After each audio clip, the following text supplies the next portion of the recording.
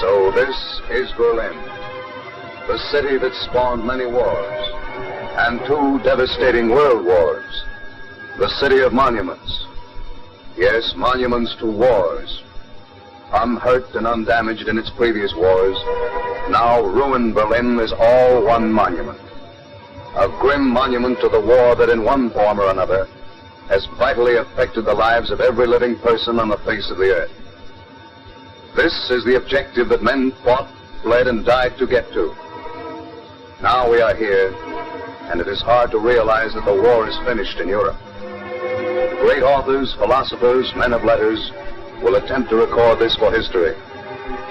Another qualified to tell the story is the foot-slogging soldier. He was there.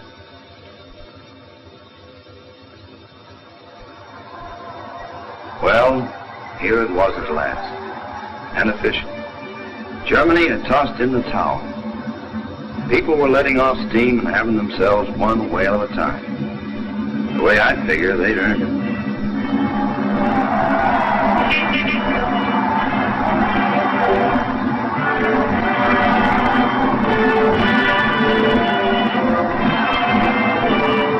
Standing on the corner and watching all the fun made me feel good.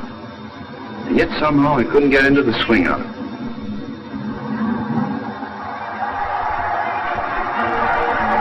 I guess I felt mixed up inside. Kept thinking of all the things that had gone on before. All those months of training in the States. Training and, of course, marching.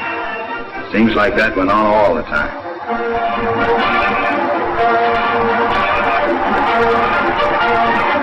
And one day somebody blew a whistle and we piled into a ship. Days later somebody blew another whistle and we piled off.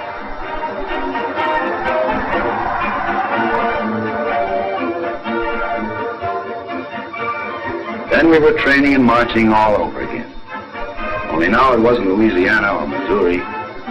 It was England.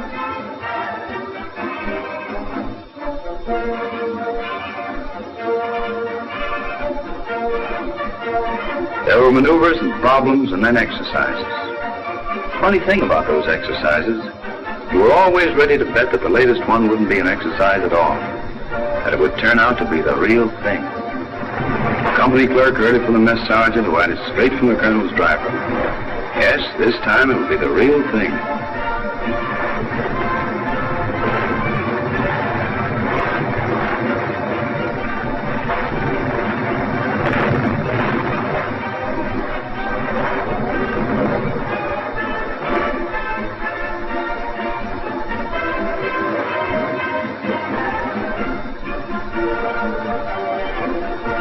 No matter how many times you were wrong, you were always ready to bet on the next one. It was the real thing for the fellows in the Air Force. They were out mauling the enemy, tearing up his marshalling yards and depots, smashing his factories, knocking out everything that kept his machine moving.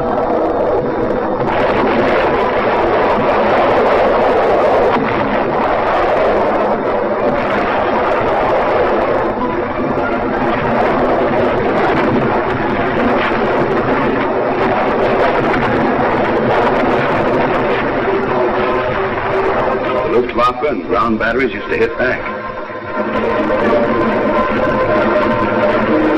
The Air Force kept right on dishing it out to them.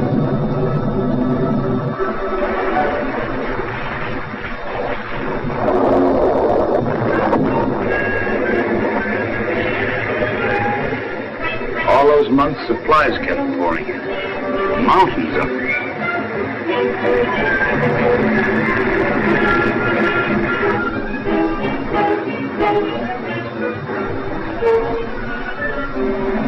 The English used to kid us about it and say their little island would break up and sink under all that weight. Big stuff like locos and tanks. Little stuff, too, like rations and cartridges. Everything an army uses, from paper clips to planes.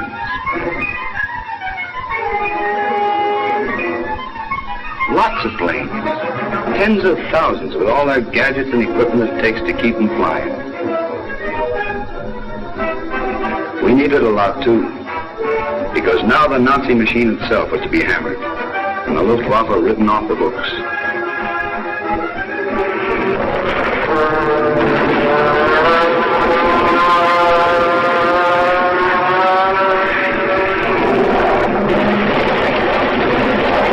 and communications ripped to bits.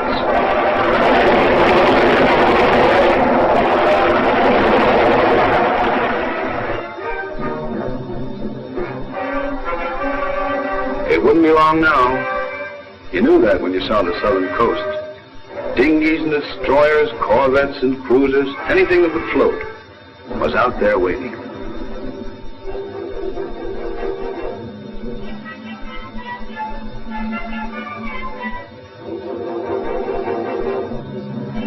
This time when loading began, there wasn't any betting. Couldn't find any takers. This time it was the real thing.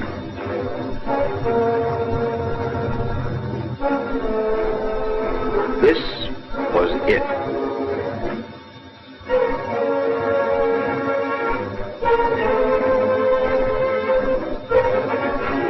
It felt good to be doing something after all that time hanging around the embarkation area. So good you didn't worry about what might happen next.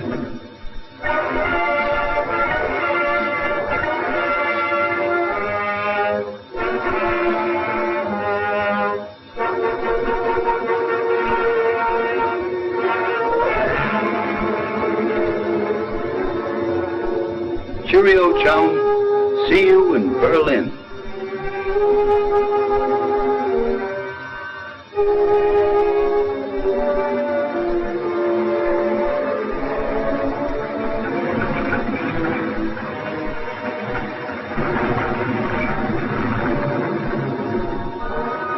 It was a tough job and complicated. Those Navy men sure knew how to handle it, but we hadn't seen anything yet.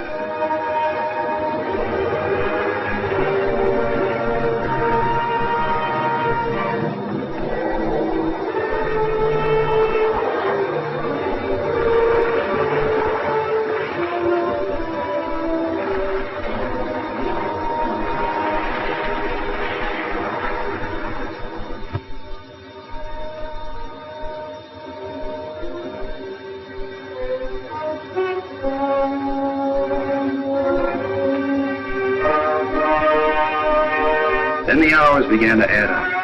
Hours like you used to put in when you were a kid, sitting in a dentist's waiting room. A fellow who played an instrument or could do a few stunts didn't have to look hard to find an audience. Some of us just played cards or swapped small talk.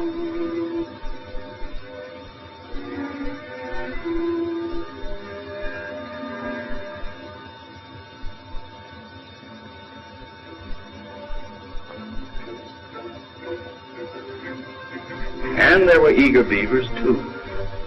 When they started briefing the Navy, we knew whatever was coming soon. And we had our own powwows, what each of us had to do, when and where we were to do it. Back at their inland bases, other GIs were getting ready to push on. The paratroops and the airborne. Just when the guys figured out the deal on pounds and shillings, along comes francs and centimes. The stuff went fast. Maybe the boys figured they wouldn't be finding many bars or shops open for business.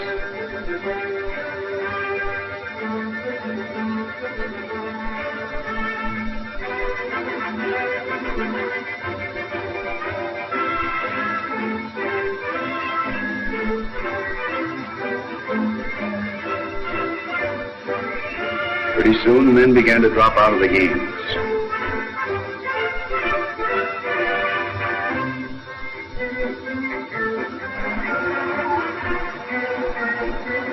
The plywood buses were pulling up for the tourist train.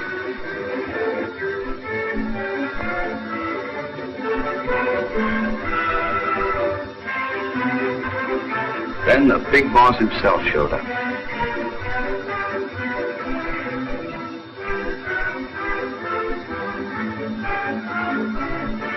A few words, the right words.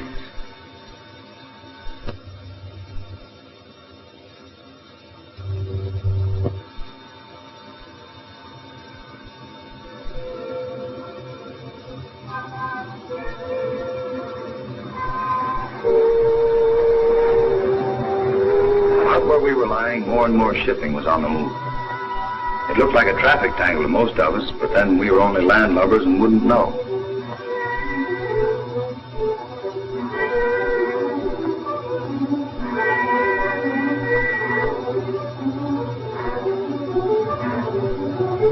The go-ahead signal was given the men who waited in planes and gliders.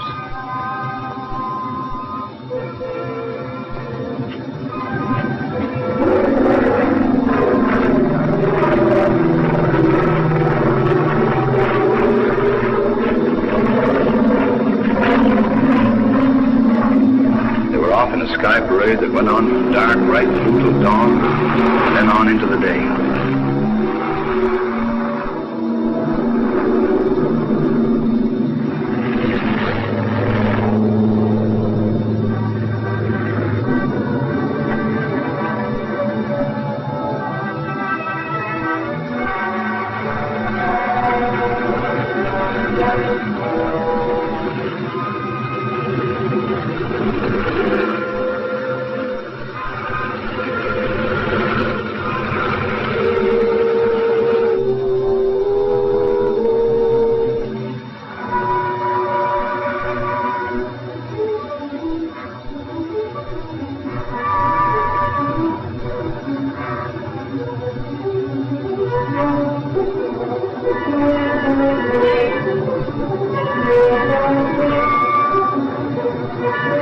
A little island of mild and bitter, of weather they like to kid about, of tidy farms and narrow lanes, was getting smaller and slipping away.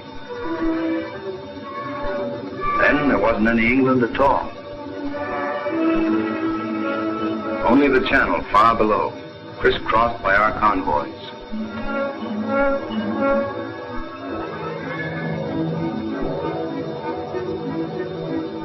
When we heard the motors or spotted them overhead, we knew it was time to stop counting those hours.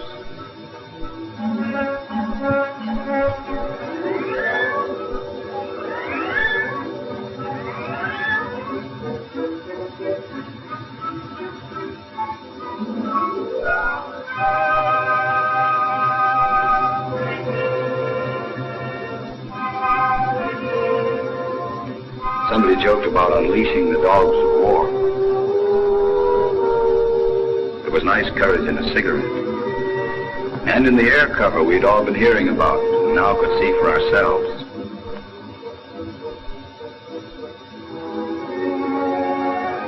And in the steel wall the Navy had put up around us.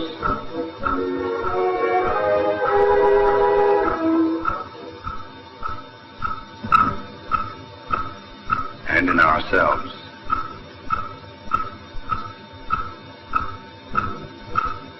That's why waiting wasn't as tough as lots of us had thought it was going to be. And then, it began.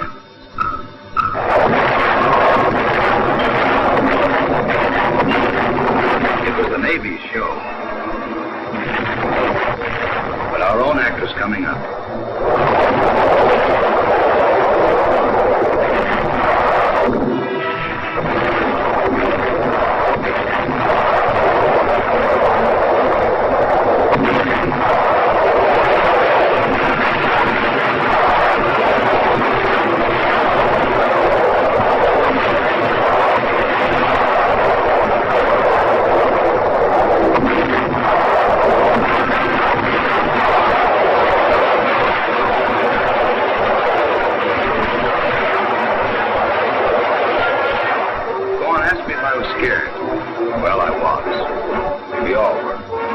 That made things easier.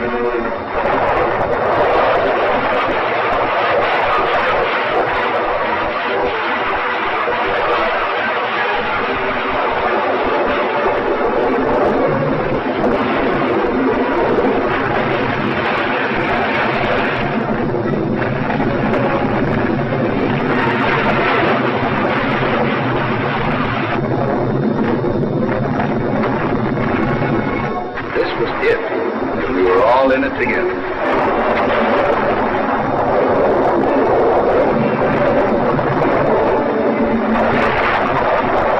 This was what we've been planning and training for.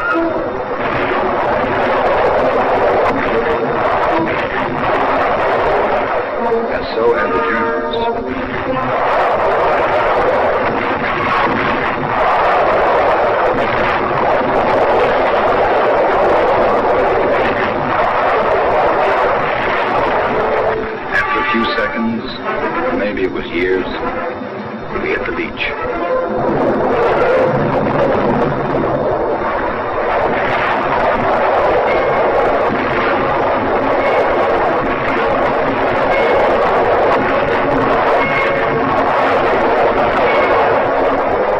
We were still in it together, those of us who made it.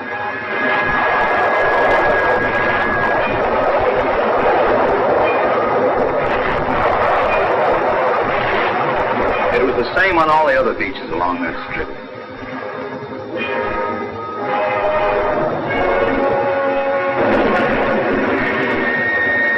We'd proved something, too.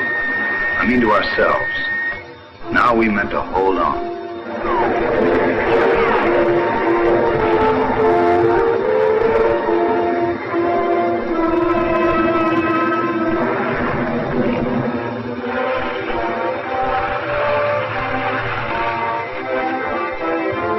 The men who had come by air had made their landings, but we wouldn't know the full story till later. Right then, we were sort of busy ourselves.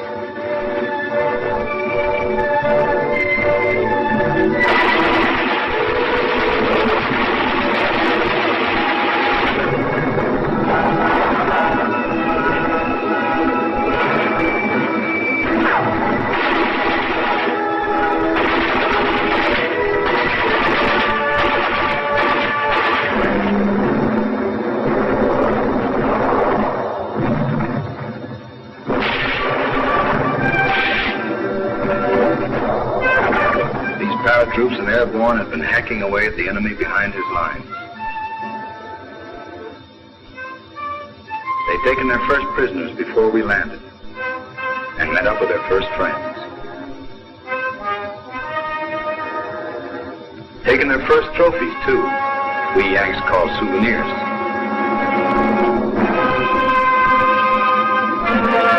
The Nazis had been pushed back, and along the beaches, man-made forts were mushrooming up.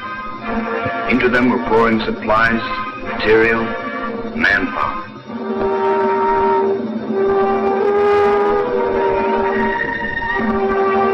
Out of them were streaming the men who used to sing, "We Sail Against England."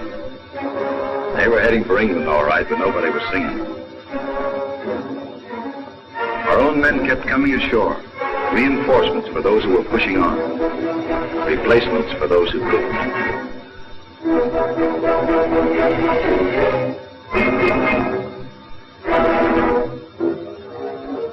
Then the advance became a trail of smashed towns and crushed villages on the road to Cherbourg. The enemy knew we'd need a real fort to take the place of the sand strip landings.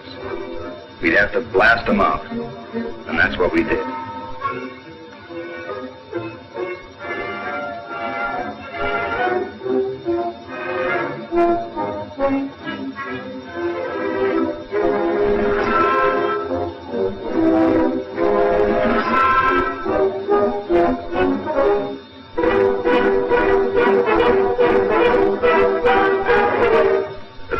Homes you had to flatten. It made you feel good to come across plenty who understood why, who knew you came as friends.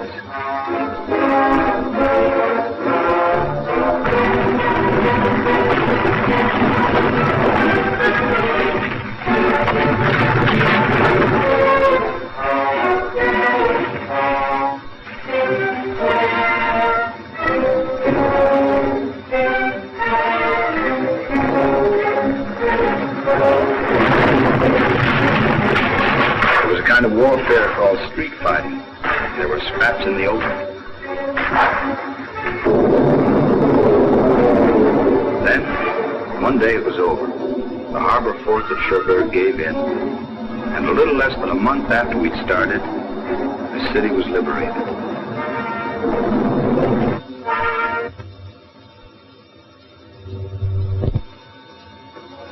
Our first real haul in top German brass surrendered to General Collins. We had an old-fashioned 4th of July with fireworks for adults.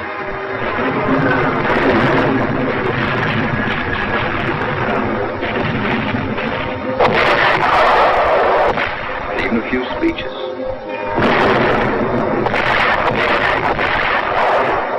French were funny people. They celebrate their 4th of July on the 14th, and they call it Bastille Day.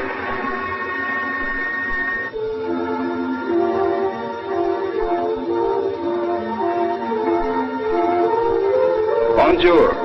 Merci beaucoup. Come see, come ça. Now, this French lingo is a snap. The GI shoes just weren't made for dancing.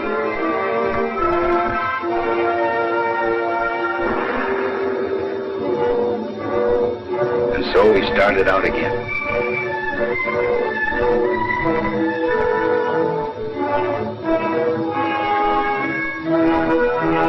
There's always got to be one life of the party. Sometimes it's a good thing.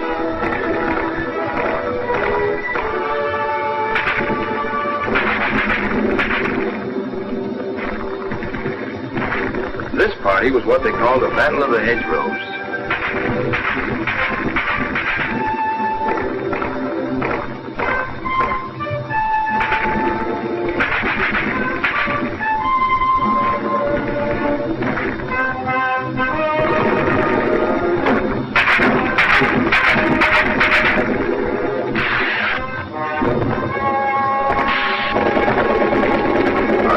Came in from miles around. But it wasn't our idea of a good time.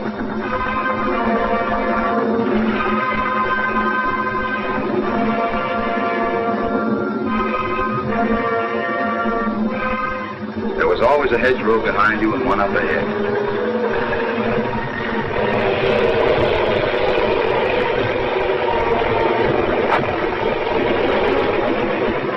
And when you cleared the very last one, there'd be another one waiting.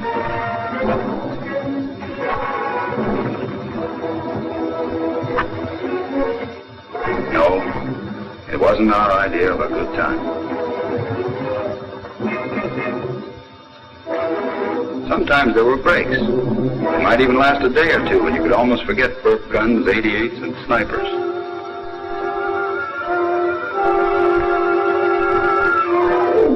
Almost, but not quite.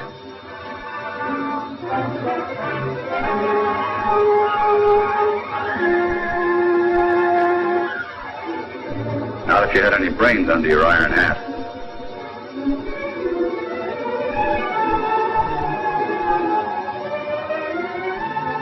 Church was where you made it.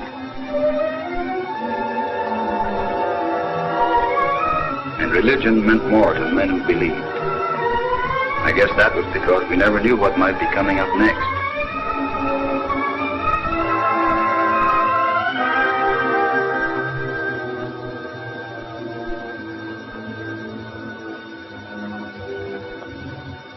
What was coming up next? Well, this time it would be San Lo.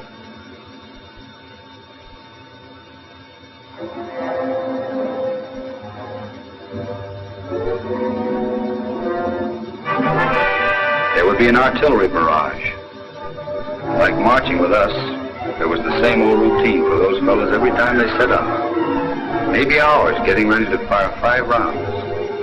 And all the while staying put in one spot, like clay pigeons.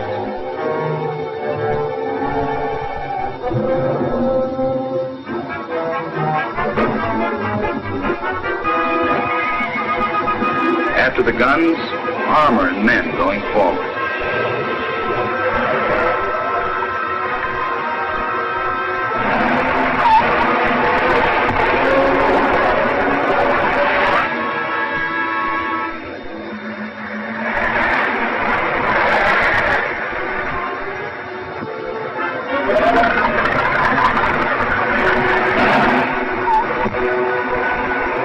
Then edging into the town itself.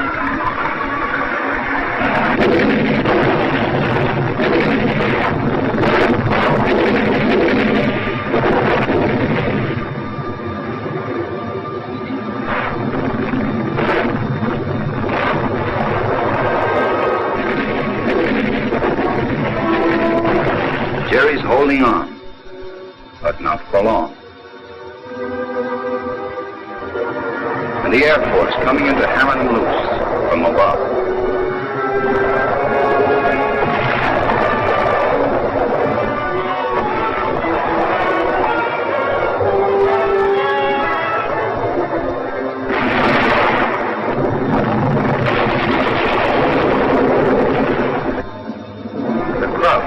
hang on to mounds of rubble and piles of wreckage. It'll be a good try, but only a try.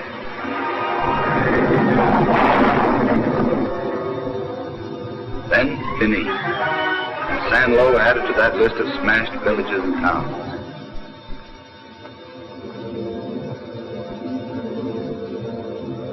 San Lo stopped being used, and it was Patton. Patton and his armor breaking out and running wild. The Third Army moving on wheels and tracks to join the Canadian 1st and British 2nd at the Palais Trap.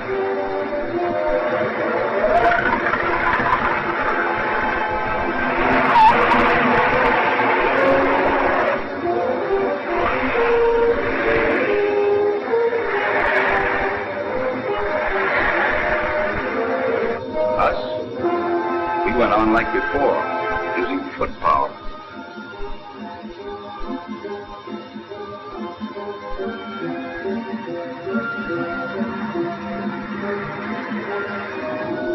Someday I'm going to round me up some tank men. I'll let them pound shoe leather while I sit by and hand out the wisecracks. We'll see how they get along in a few lightning minutes for a break and smoke, and then up on their feet again.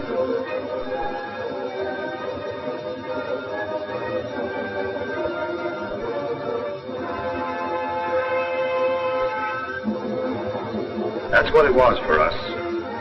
We marched, mixed it up with the Heinies, then marched some more.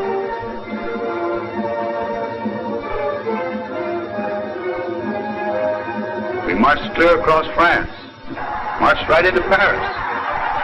Then we had a parade.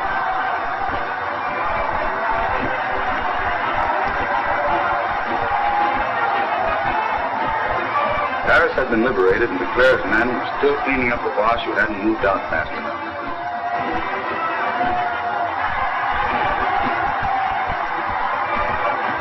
It was like a hometown welcome along the Champs-Élysées.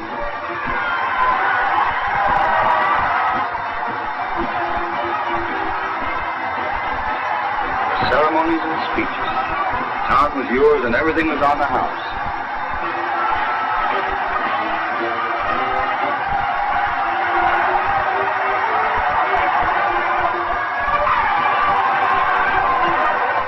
Just a place to settle down for a good time and a little rest. But no, we kept right on marching. Right through the city and out again. Oh, my aching foot.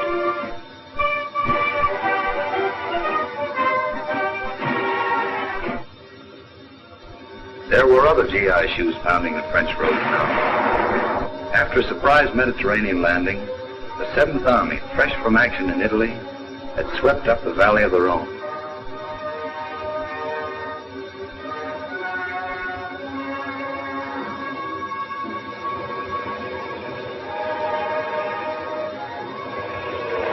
Lyon had been liberated.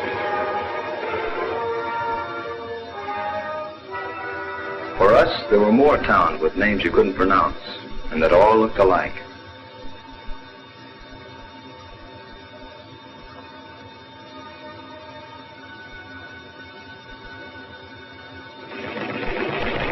Each one had to be taken first.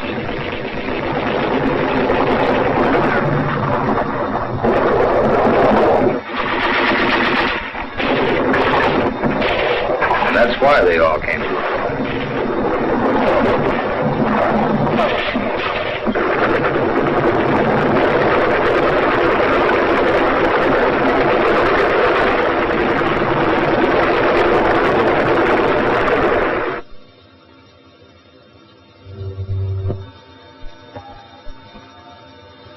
Jerry was beginning to lose his taste for war. We could tell by the way he began coming in bigger groups, and minus some of his cockiness. He was taking a clouting wherever he stood to fight.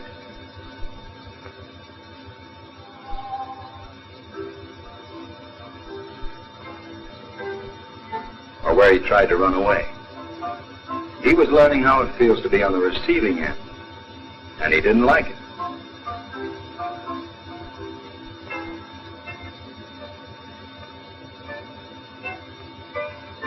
There was one batch of 20,000 gave up, along with all their equipment. That wasn't a bad day's work.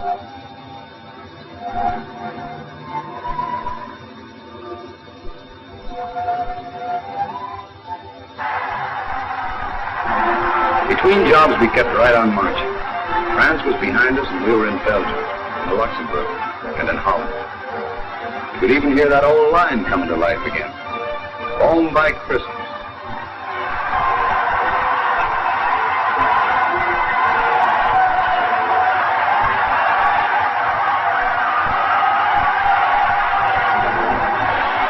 The enemy was folding, and you were beginning to get a bang out of this hero stuff.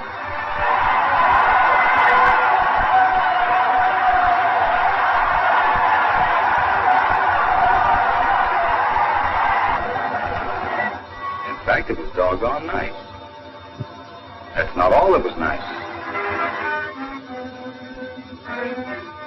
Camp shows and lovelies from back home were catching up with us.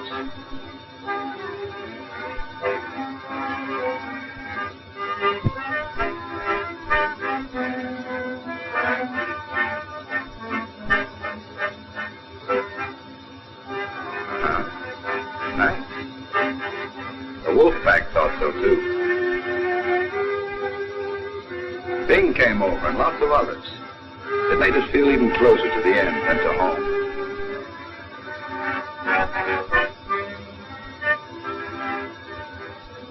Ike and Monty had come around, and everybody knew something big was cooking. Maybe that knockout punch.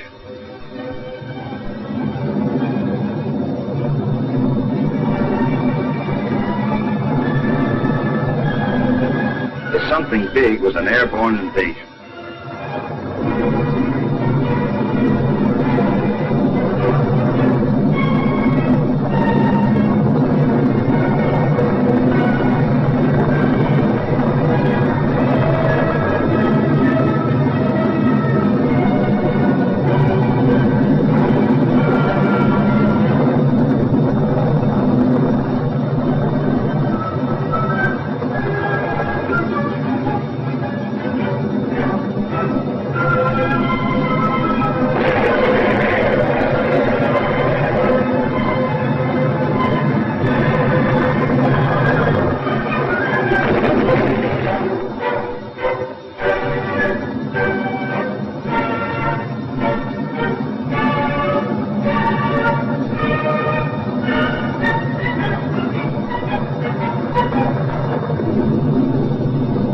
Like civilians in the world outside, we held our breath and waited for the news.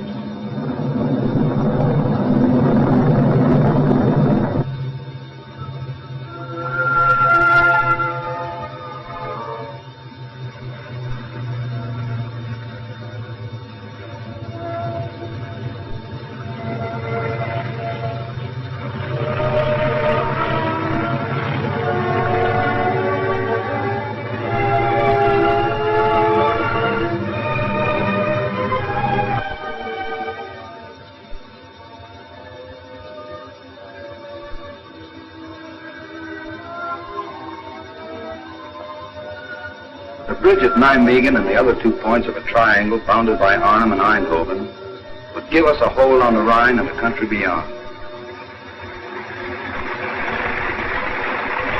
The link-up of the British and General Dempsey's men, the defense of the Iron Pocket, would become history.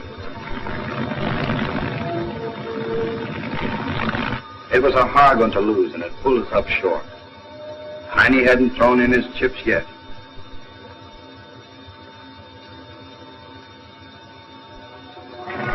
There was good news to the south. For the first time, a major German city was getting its taste of battle.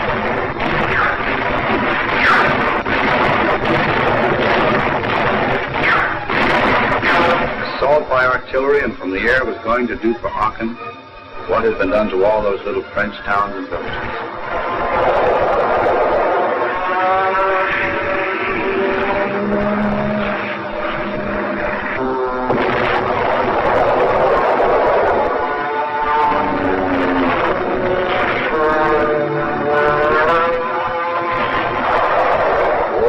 To Germany. It had stopped being a newspaper story about other people's homes.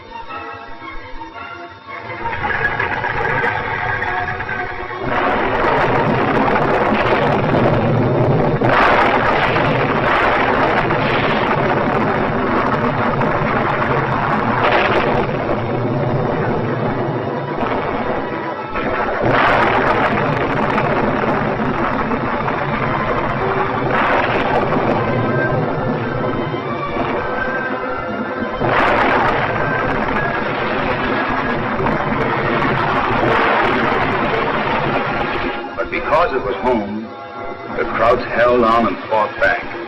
And we, who had been marching, went into the town to tear them out.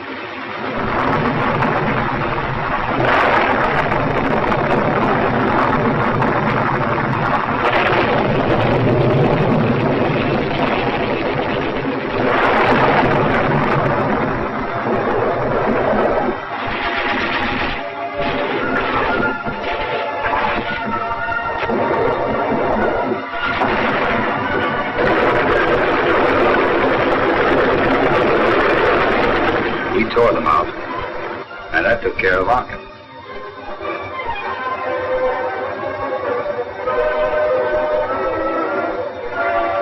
The refugees looked like all the others we had seen. Maybe some of us even felt a little sorry for them, because we didn't know then a lot of things we were going to learn later.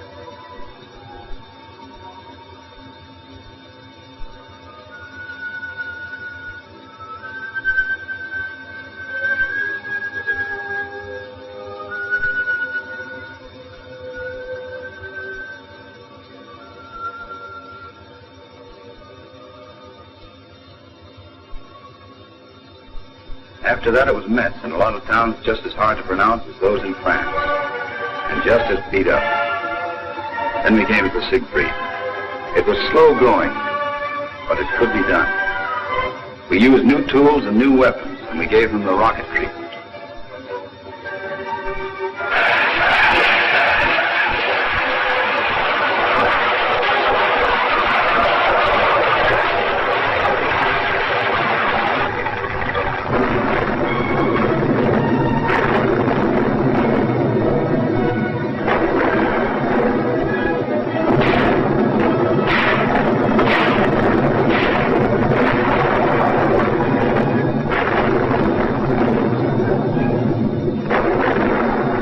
The Nazis decided life could be beautiful on the other side of those launches.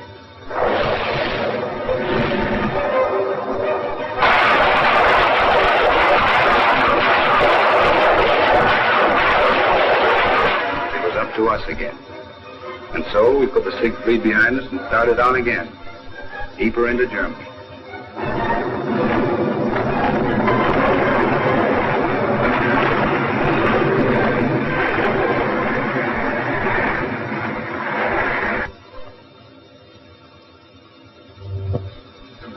We weren't heroes now.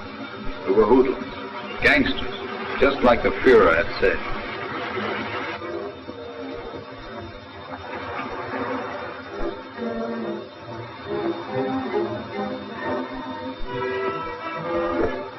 All Germany felt that way about us, including the weather. Looking back, the English brand didn't seem so bad after all.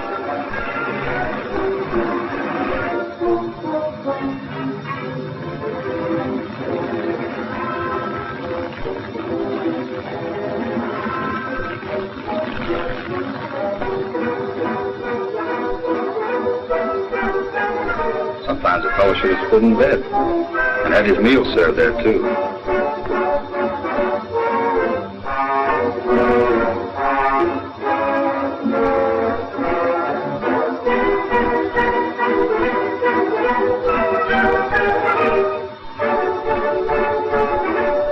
The boss looked in on us again. He always seemed to show up when a visit would do the most good.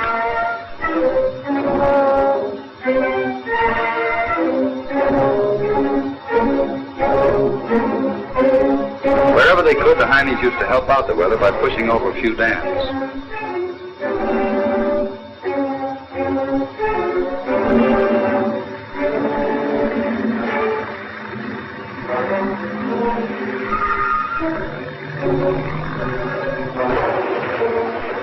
And they always had reception committees waiting to welcome us.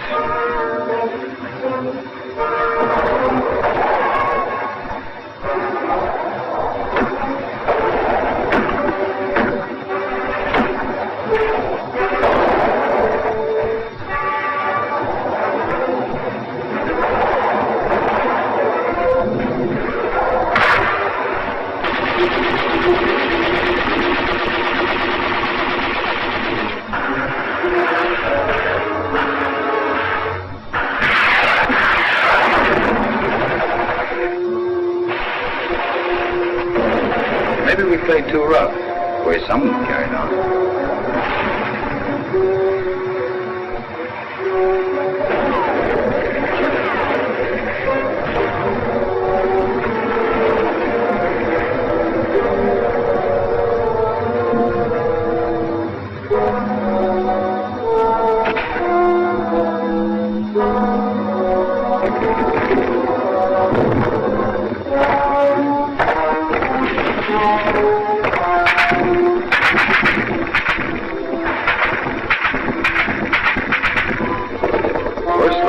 Help to apologize on account of we were busy and had to keep moving.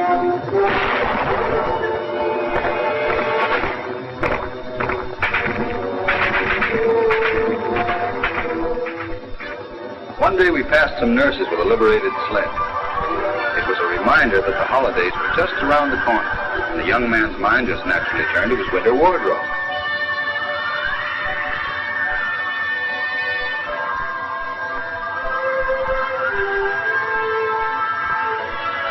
The accent that season was on the conservative. Something in a double-breasted and neutral colors, just the thing for an afternoon stroll.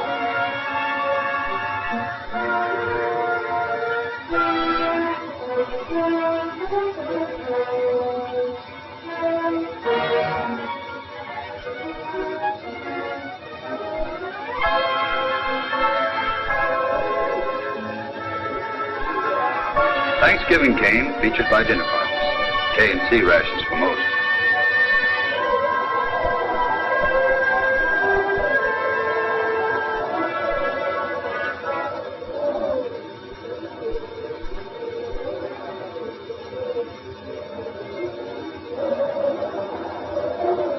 But turkey, too, for the lucky ones.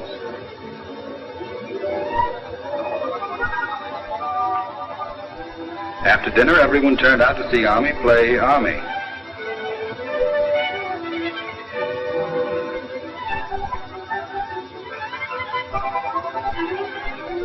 Yeah, that sure was one gay holiday season. There was a strip of land called the Hurchin Forest that had to be fine-combed before we were out in the clear.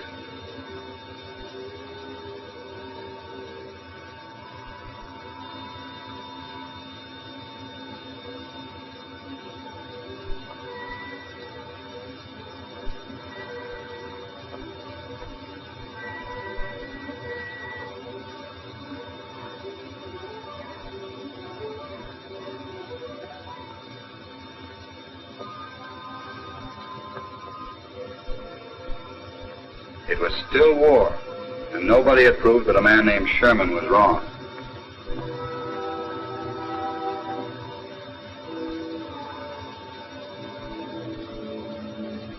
The holiday season was winding up, and if your outfit wasn't on the move, you made little plans. It was going to be as merry as you could make it, but nobody dug up that old one about home by Christmas.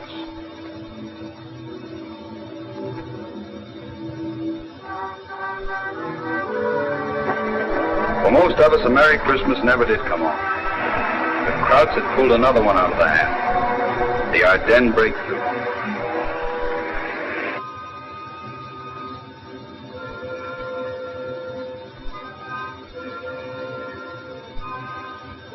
It was our turn to give ground. Our turn to dig in and defend. Then give some more.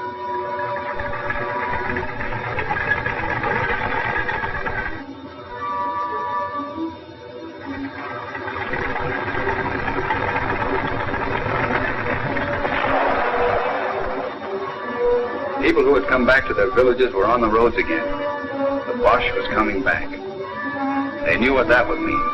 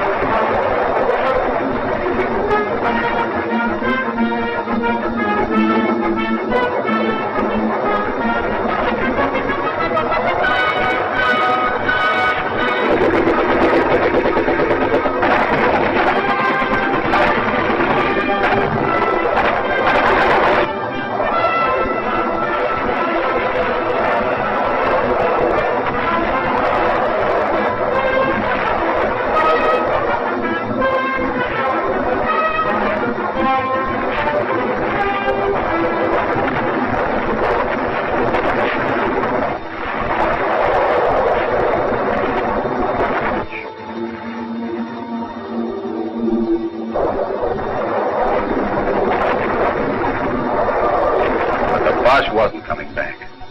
At a place called Bastogne, he was going to be stopped cold.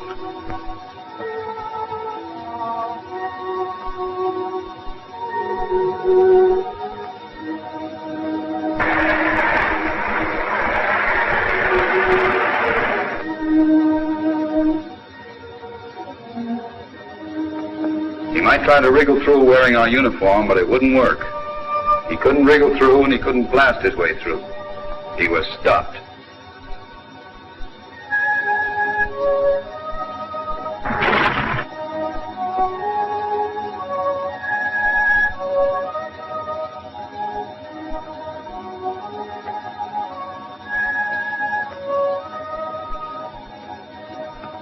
Not only that, but he was going back where he came from.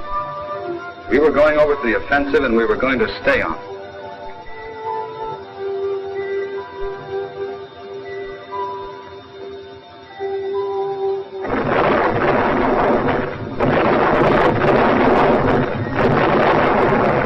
The country we'd already paid a price to win would have to be won all over again. It sort of made you sick inside, but fighting sick, if that makes any sense. It did to us.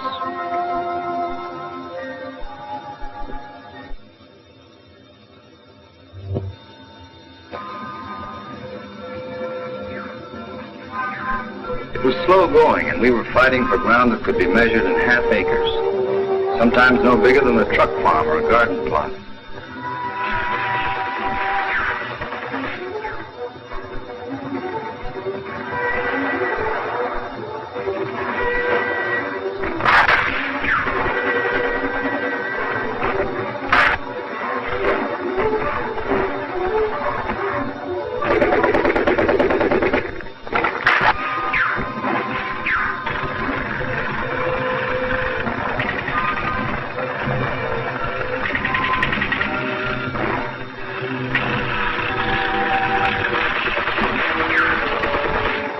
When it was over, you'd flop right down where you'd been scrapping for a few minutes breather.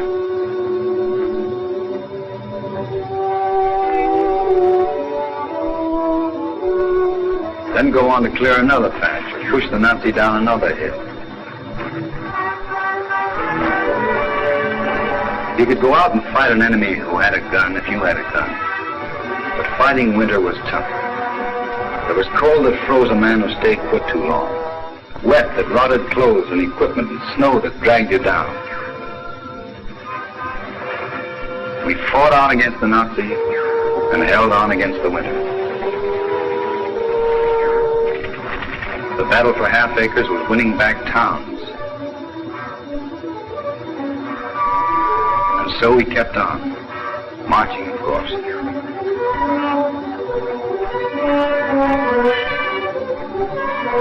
A full-scale offensive was growing out of the counterattack.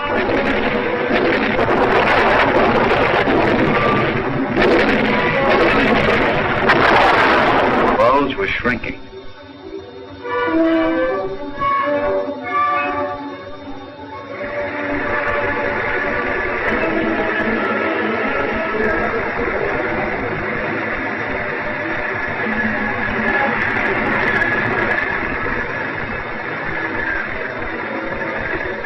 We were going forward again, and that helped ease the ache of dog-tired feet, legs, and bodies. Everyone felt better about the way things were shaping up. Another thing made us feel better was the break in the weather. The snows were easing off, and the sun had found us again.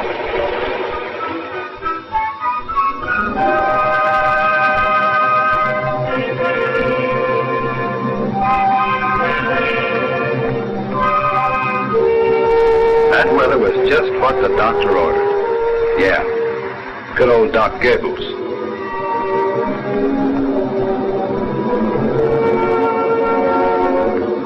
We were still on the march, but the going had become a crawl. Some places we bogged down and stalled.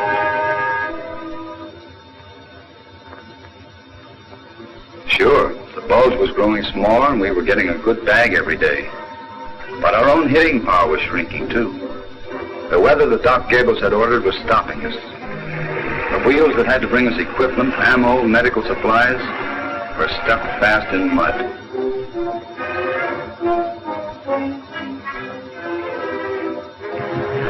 Von Rundstedt wasn't the only one who could pull tricks out of a hat.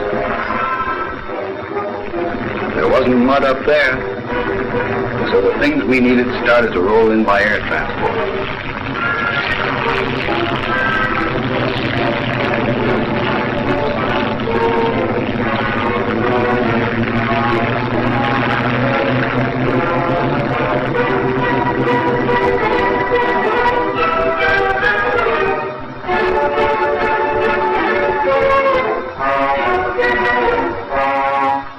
We licked the weather the dock had ordered,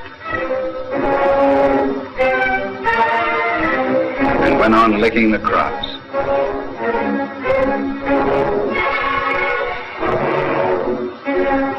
It must have been a pretty good job, too, because pretty soon there was no more bulge, and the only heinies left were real well-behaved and didn't give us any trouble at all.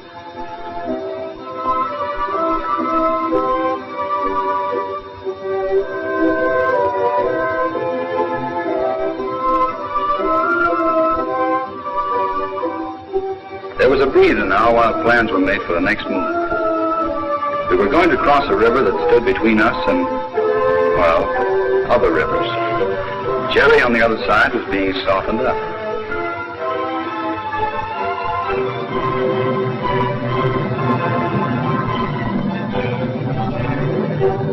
What was left of the Luftwaffe was to be chalked off too.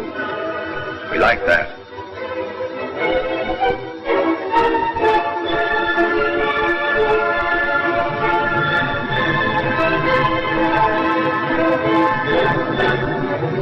It would make things easier for us, and even a lot easier wouldn't be easy enough.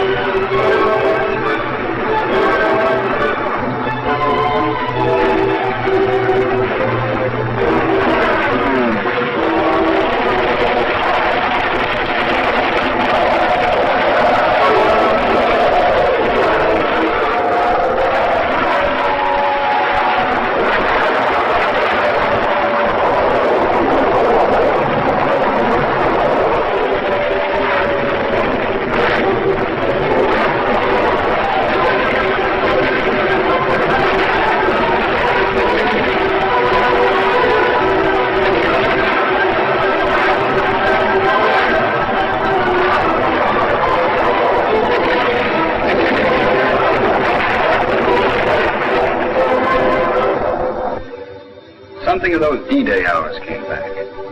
We were all in it together. Sad sacks from the repo depots and old vets right out of Malden.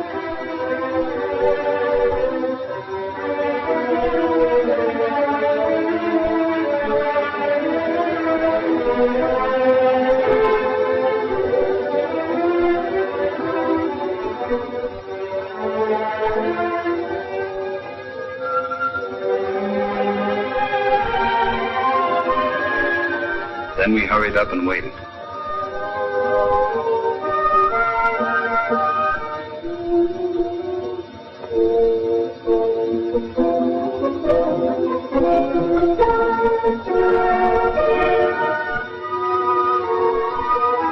If you were smart, you caught up on a bit of shut-eye because there wouldn't be much sleep all that night.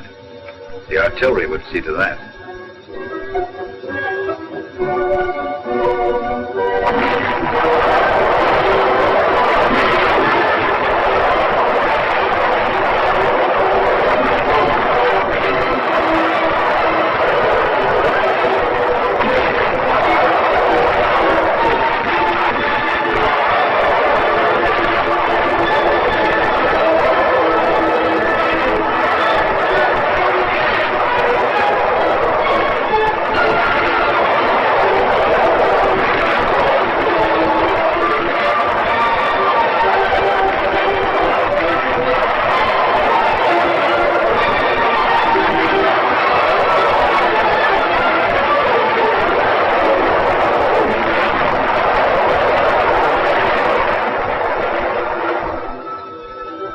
somebody started smoking French tobacco.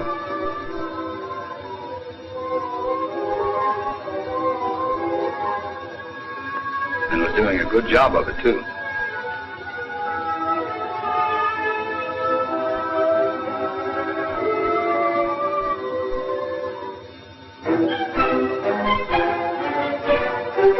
Under that chemical blanket, the tubs could be hauled down to the river.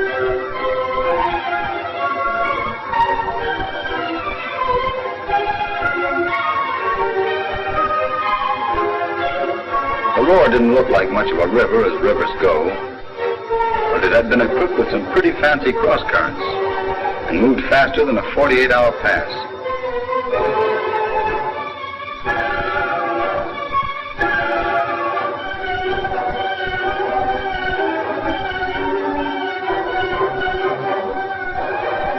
Folks on the other side weren't very friendly. They threw things at us and tried to keep us from landing, but we wanted to, and that's what we did.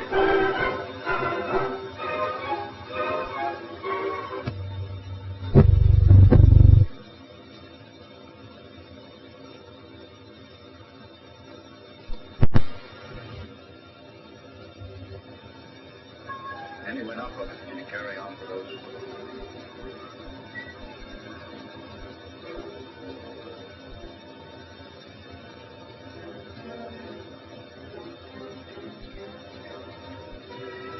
The engineers who had been working through the night were still at it during the day, trying to get dry crossings laid down. You couldn't tell them that the Roar wasn't much of a river, as rivers go.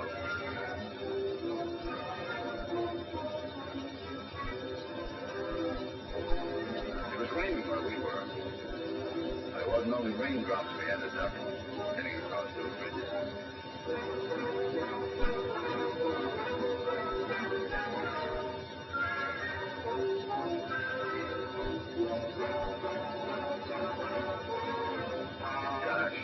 Get hurt.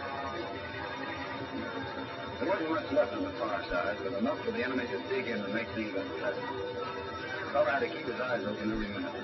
Even so, a crouch behind a pile of rubbish could let him have it.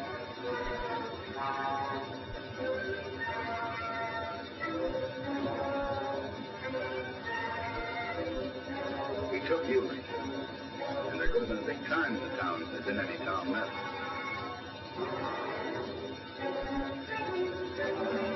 Matter of fact, there wasn't much time. The heavy stuff was getting across the Roar, catching up with us and going on ahead.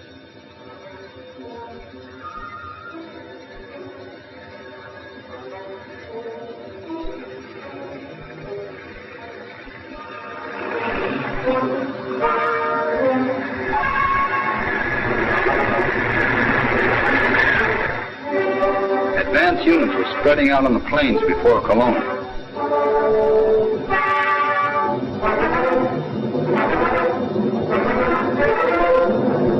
That country was just made for tanks.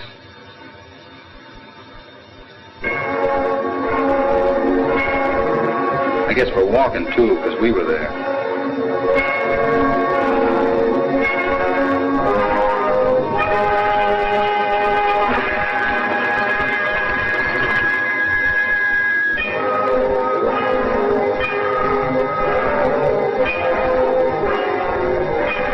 Yeah, I love a parade. Flags flying, bands playing, and crowds cheering.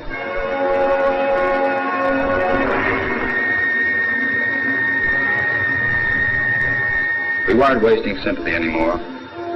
After Malmedy, being hard-boiled made good sense. Those old men, women, and kids, and all those meek, mild prisoners heading back to the cages were poison to us.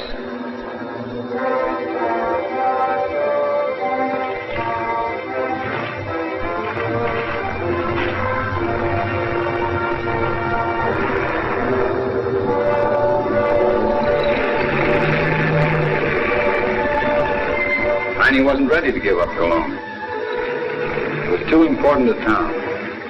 So we brought up some new arguments to help change his mind.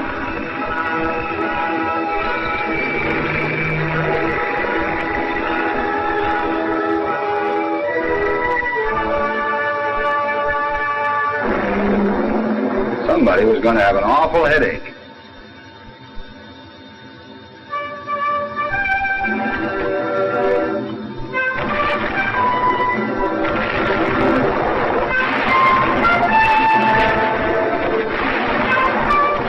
heap. They even laughed at their own neighbors being killed. After the guns, it was up to us again.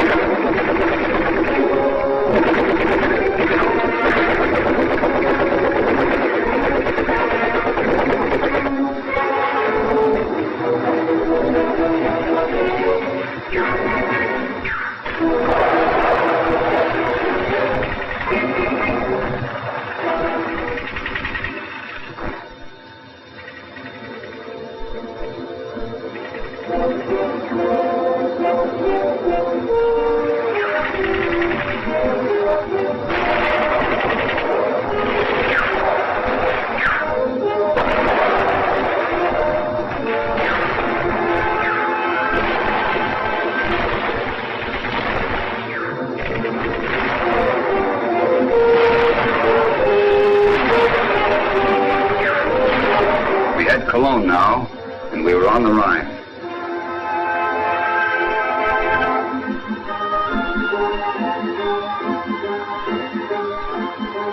Big news broke at Remagen. Call it a lucky break if you want. But the way I figure, everything that happens is a break. Only it takes somebody on his toes to turn it into a lucky one.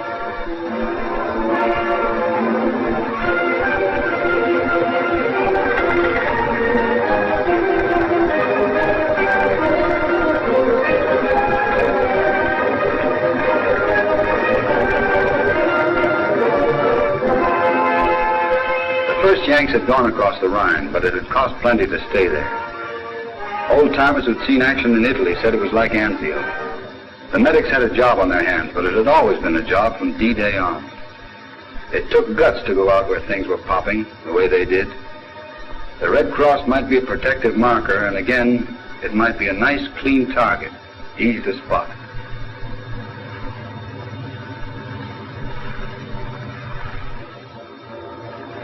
The Remagen beachhead held and grew. When the old bridge went down, there were other crossings to take its place.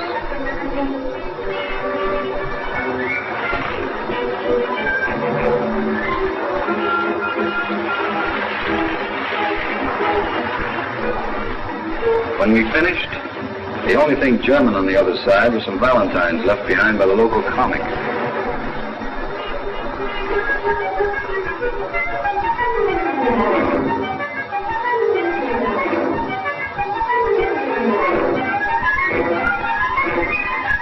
After Cologne, Koblenz was next on our list of cities. We were teaching the crowd that anything he tried to defend was going to be smashed. He should have learned fast because it was a lesson out of his own book.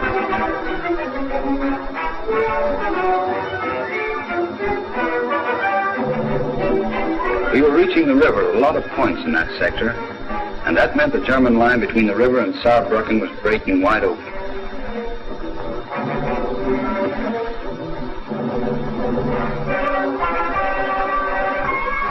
Before we could take advantage of it, though, there would be plenty of cleaning up to do. There were towns that had been bypassed.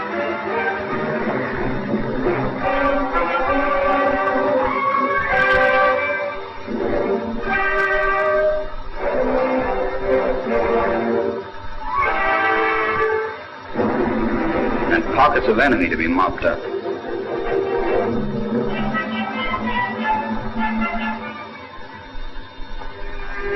When the job was finished and we waited for the next round, there was time out for a little fun. Horseplay, I suppose you'd call it.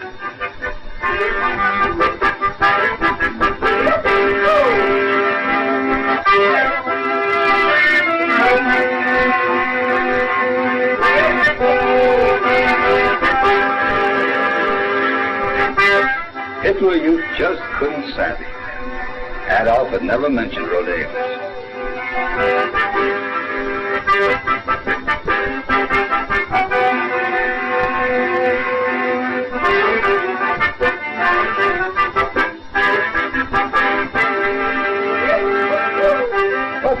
fun in our decadent democratic way.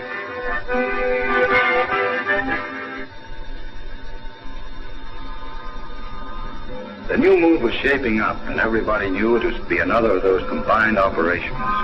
Most everybody had a good hunch, too, where it was going to be pulled. It was going to be the swell show put up at Nijmegen, and it was going to be that knockout punch we'd all been sweating out.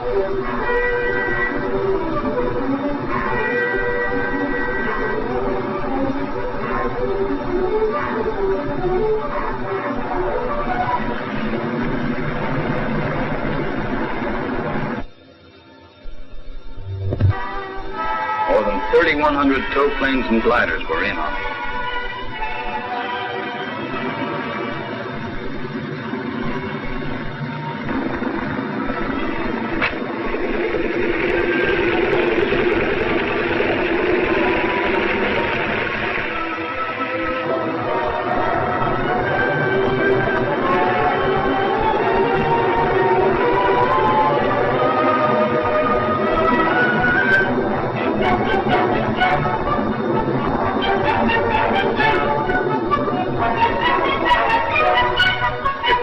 Been in the way, we would have walked like we always did.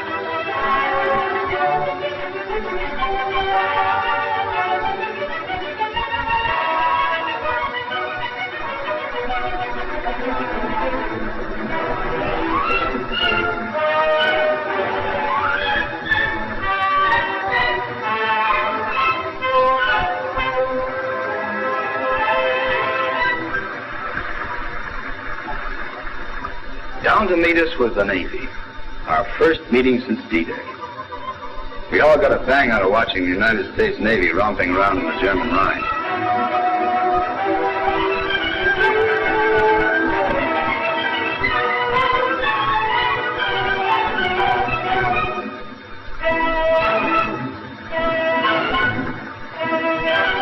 Well, maybe romping isn't the word. The crossing might have been a pushover some places. But at other points, the Krot was pretty sore about his sacred German river and all that sacred German soil behind it.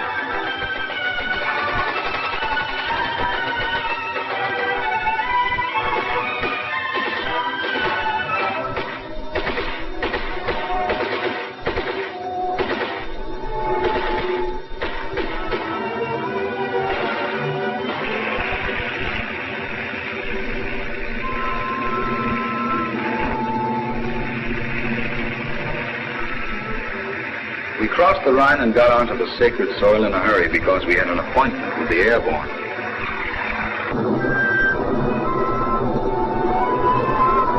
They were coming over in droves.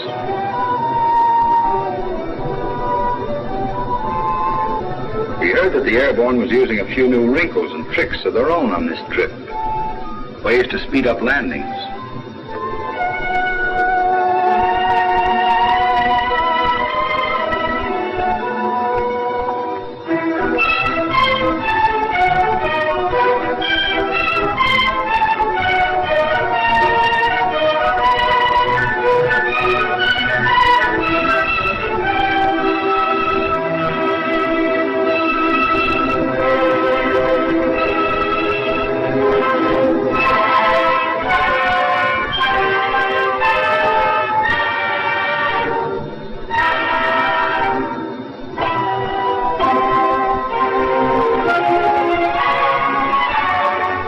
Bridgeheads were secure, and the engineers had worked out some new twists too, besides using the old ones for getting more manpower over.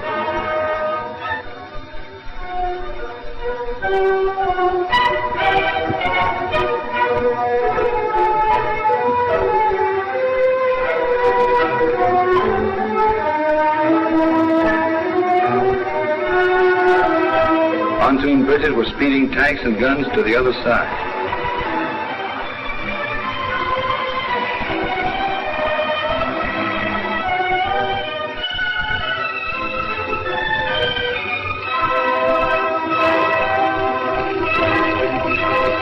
This was that knockout punch, all right, and there was plenty of steam behind it.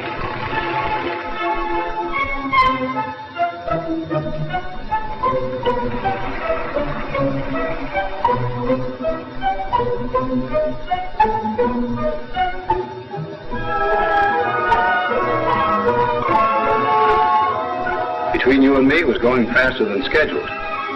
Some of us had even reached our objectives before the time set up for our meeting with the airborne.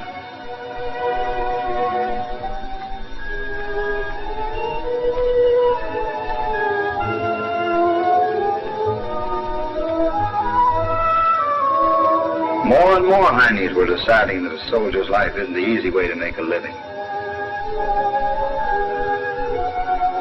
There were so many, it seemed like Adolf couldn't have any left, and that he really scraped the bottom of the barrel this time. Old guys and kids and whatever the crowds call their 4Fs, along with the trained killers.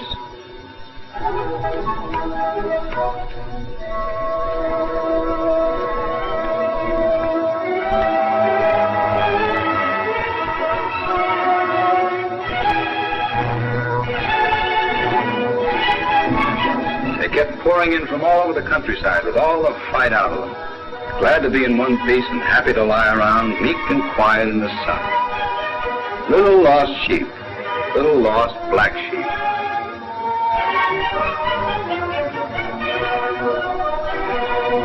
The old lesson of resist and be smashed had to be taught to another corner of the Germany that was going to last 1,000 years.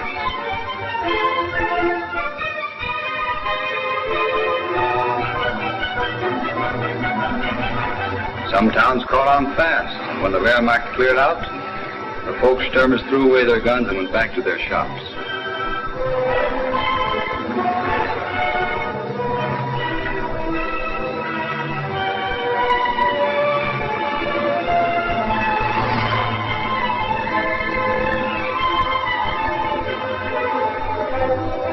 But others didn't.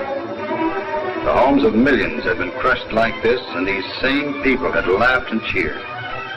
Now German women were learning to cry, like the women of all those other countries.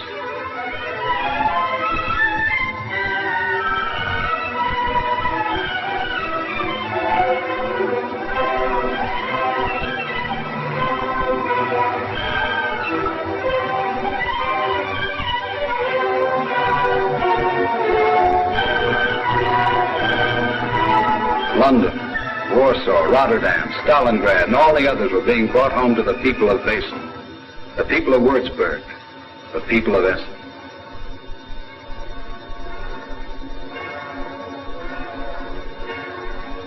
Essen, where the Krupp family had manufactured all that death and destruction. The planes which had carried so much of that death and destruction littered the country wherever we went.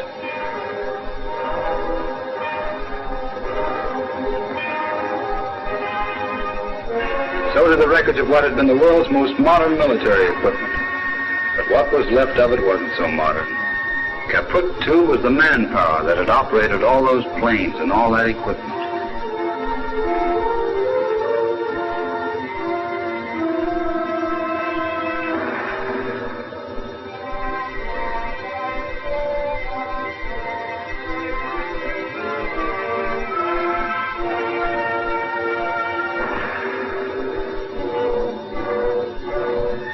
It was getting close to the final curtain.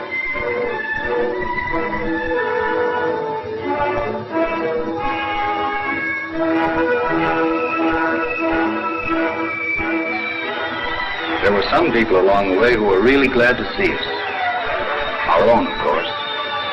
The men who had been behind wire fences. Some for 3 and 4 years.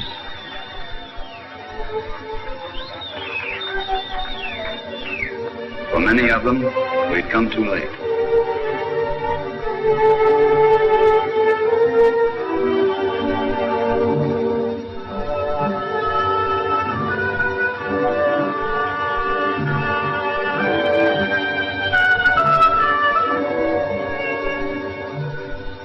None of us would forget what we saw behind those wires.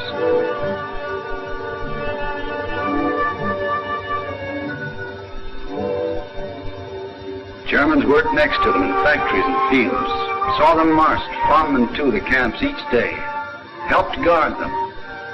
But you couldn't find a single Heine who knew what was going on.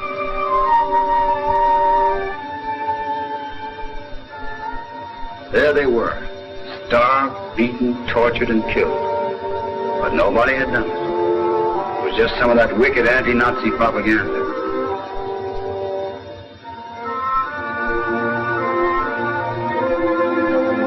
We got to some camps in time to pull out men who might have a little more of living ahead of them. But only a little, and it wouldn't really be living.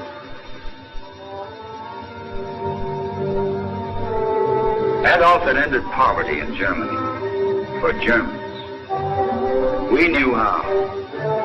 With the slave market ended and nobody to steal from now, what were the nice Germans going to do?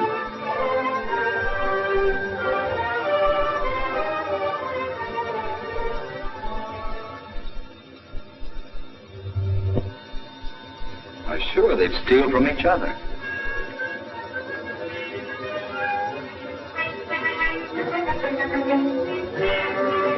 These were the same nice Germans to whom the shelling of Cologne was a great thrill, a joke. The French, the Dutch, the Czechs, the Poles, the Danes never thought the Germans were very good neighbors, and said so. We read the wrong papers and called it propaganda. Well, now we could see. The gag about discipline, and that one about Superman. We had the proofs on them, too. It was only a few weeks before the end when the news hit us. We'd lost a good friend. The world had lost a good friend. It didn't seem fair with the job almost finished.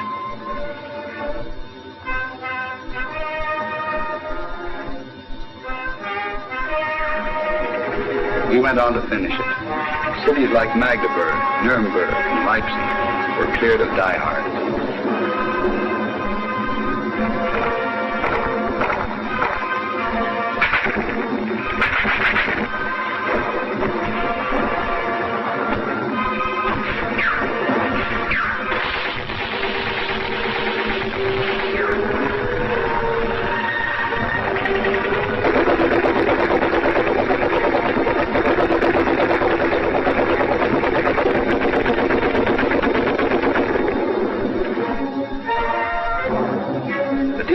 The fewer Nazis we found.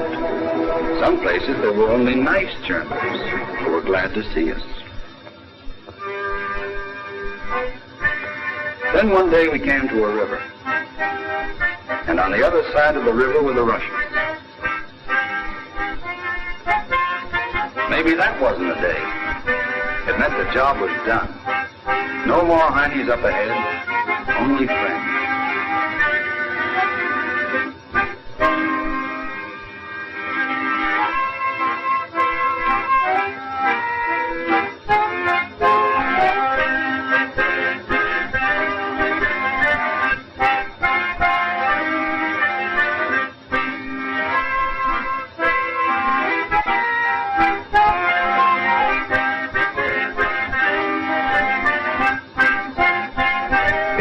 To get a first-hand look at the fellows who'd been battling Krauts for 4 years and to compare notes.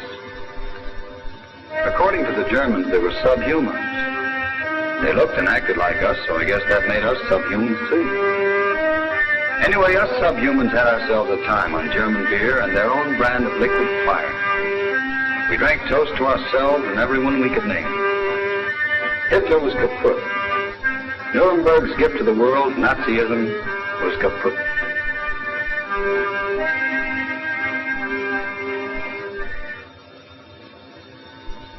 And the big Ballyhoo Park, where the new order got started, looked just like another good place to throw old razor blades. It must have been a terrific place to put on a show and whoop it up for the boss men. Today we own Germany, tomorrow the world. Says who? Why, a fellow would walk 1,000 miles through hell and high water to call that bluff. And that's just what we did.